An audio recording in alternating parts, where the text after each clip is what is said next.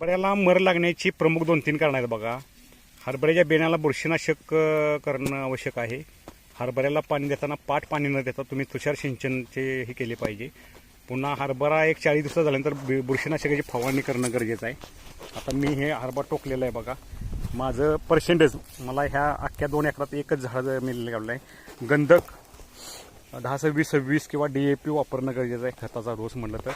आणि तुषार सिंचननं पाणी देणं गरजेचं आहे. फुलावर असताना पाणी दिले तर फुलगळ जास्त होते, त्यामुळे उत्पन्नात कमी तुम्हाला हरभरा मिळू शकतो.